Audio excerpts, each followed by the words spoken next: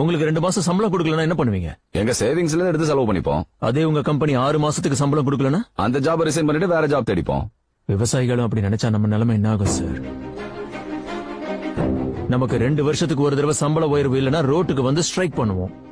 ஆனா விவசாயி மட்டும் வருஷம் ஃபுல்லா கஷ்டப்பட்டு உழைச்சி லாபமே கிடைக்கலனாலும் மறுபடியும் அந்த விவசாயத்துல உழைச்சி கஷ்டப்பட்டு லாபமே இல்லாத அந்த விவசாயத்துல உயிரை வச்சிருப்பான்.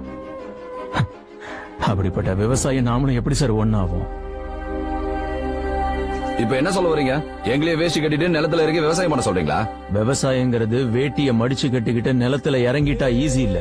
It's a beautiful relationship between man and earth. சயின்டிஸ்டுக்கு புரியாத சயின்ஸ் சார் இது.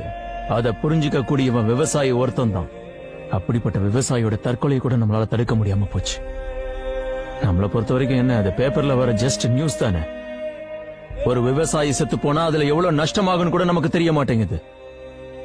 விளைய வைக்கிறவன் செத்துக்கிட்டு இருக்கான், சாப்பிடுறவன் பிறந்துகிட்டே இருக்கான். அதனாலதான் மார்க்கெட்ல விலையோட சேர்த்து போலி மருந்துகளும் அதிகரிக்குது. இது இப்படியே போனா நீங்க சம்பாரிச்சு உங்க குழந்தைங்களுக்கு கொடுக்கிற சொத்து நாளைக்கு அவங்க ஹாஸ்பிட்டல் செலவு கூட பத்தாது சார். பூமியோட மதிப்பு அதிகரிக்குது, விவசாயியோட மதிப்பு குறையுது.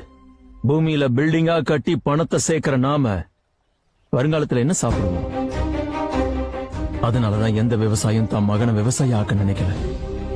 நம்ம தலைமுறைக்கு விவசாயம்னா என்னன்னு தெரியல. நம்ம அடுத்த தலைமுறைங்க விவசாயம்னா ஹிஸ்டரி புக்ஸ்ல தான் சார் பார்க்க வேண்டியிருக்கும். இதுக்கு முன்னாடி விவசாயி தைரியமா வாழ்ந்தான்.